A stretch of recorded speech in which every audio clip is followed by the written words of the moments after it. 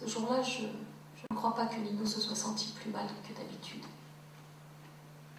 Je peux même dire qu'il était plus tranquille. Je lui avais apporté le livret signé par le greffier du juge de surveillance du tribunal de Rome, avec la déclaration de l'office de surveillance selon laquelle, le temps de la liberté conditionnelle étant terminé, toute mesure de sécurité concernant Nino était suspendue. Je suis retournée à la clinique dans l'après-midi vers 17h30. Nous avons parlé des événements du jour. Je devais me préparer à un cours de littérature française.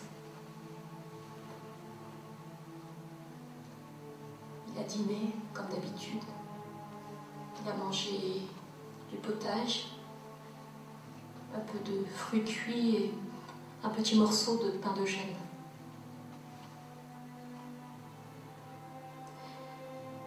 Il est sorti pour aller au cabinet et on l'a ramené sur une chaise portée par plusieurs personnes.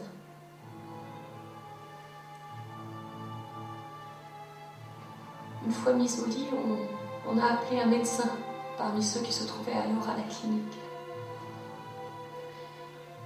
Le premier qui vint, le docteur Marino, n'a pas permis qu'on fasse de piqûres excitantes, disant que cela ne pouvait qu'empirer son état.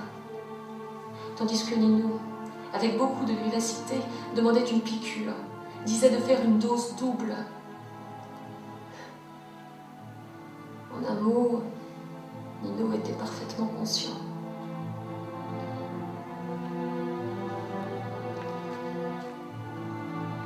Le docteur Belloc fit comprendre à la sœur que l'état du malade était désespéré. Le prêtre vint. D'autres sœurs. J'ai dû protester de la façon la plus véhémente pour qu'il laisse Antonio tranquille. Le prêtre me dit même que je ne pouvais pas commander. Toute la nuit s'est passée sans que son état se soit le moins du monde modifié. À la question posée par moi à Frogone pour savoir quel était l'état véritable du malade, il dit que c'était très grave, qu'il ne pouvait rien me dire, comme un architecte ne peut donner aucun avis lorsqu'une maison s'est écroulée.